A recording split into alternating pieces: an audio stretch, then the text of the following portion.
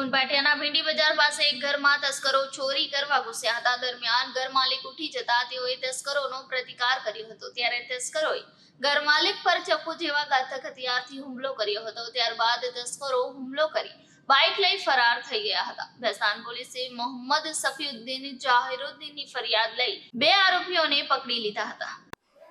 जी sir, भीस्तान police station विस्तार में लूट का घटना बना था, उसमें कुछ मारामारी हुई थी, क्या विगत है? आज रोज सिद्दीकी नगर भिंडी बाजार उन पाटिया की जो बिस्तान पुलिस स्टेशन के एरिया में आता है, वहाँ पर सुबह करीब 5:30 बजे के करीब इस गुनाह के आरोपियों ने फरियादी के घर में घुसकर चोरी करने का प्रयास किया था और इस बनाव में उन्होंने फरियादी और उनके रिलेटिव को तीक्ष्ण हथियार से ईजा पहुंचाई थी और करीब 4,000 रुपये और एक मोबाइल की लूट की थी। और इस बनाव में पुलिस, यहाँ के पुलिस स्टेशन के थाना इंचार्ज और उनके स्टाफ ने त्वरित कार्रवाई करते हुए 3 आरोपियों में से 2 को पकड़ लिया है और लूट में गई मता को रिकवर किया है। सर, आरोपियों का बैकग्राउंड क्या है और इनका दूसरा कुछ कोई पुलिस स्टेशन में ऐसा कुछ दाखिल है? इन आरोपियों में से एक के ऊपर सचिन जीआईडीसी में स्नेचिंग का गुना ऑलरेडी दाखिल है और दूसरे के ऊपर सलाबतपुरा में हथियार रखने का गंभीर गुना दाखिल हुआ है। सर, ये आरोपी क्या करते थे, कहाँ से आए थे और ये इनका मोटो क्या था? इस दिशा में अभी हमारी जांच पड़ताल जारी है। सर, ये उनके पड़ोसी है, बाहर से आता है, कुछ जानकारी है? इस विषय में हम अभी आपको ज्यादा नहीं बता सकते, हमारी जांच पड़ताल जारी है। जी सर, જે રીતે લૂંટ અને હુમલાની જે ઘટના બની હતી એમાં કેટલા આરોપી પકડાયા છે, કેવી રીતે?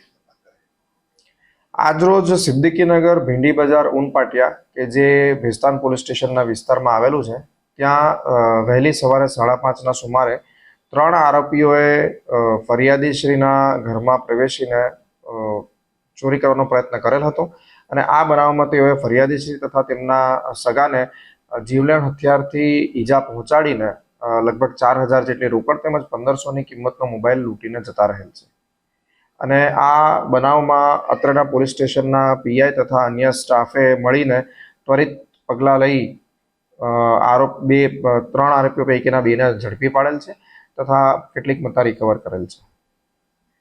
જી સાહેબ, આ લોકોને કોઈ ગુનાહિત ઇતિહાસ ખરો?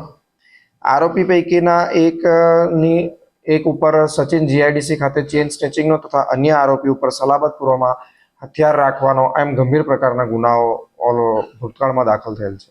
સાહેબ, આ લોકો લૂંટ કેમ કરે છે, કઈ પાછળનું કારણ? આ અંગે અમારી વધુ તપાસ ચાલુ છે। કયા કે આરોપી પકડાવાની ત્યાં બાકી છે? આ અંગે અમે તમને વધુ જણાવી શકીએ એમ નથી, કેમ કે આરોપીઓની હજુ ઓળખ બાકી છે, આથી આરોપીઓની ઓળખ છતી કરી શકાય તેમ નથી। સર, આરોપીઓ શું કરે? આ ચોરી જ કરે છે કે બીજું કોઈ કામ ધંધો કરે છે? આ અંગે વધુ તપાસ જારી છે।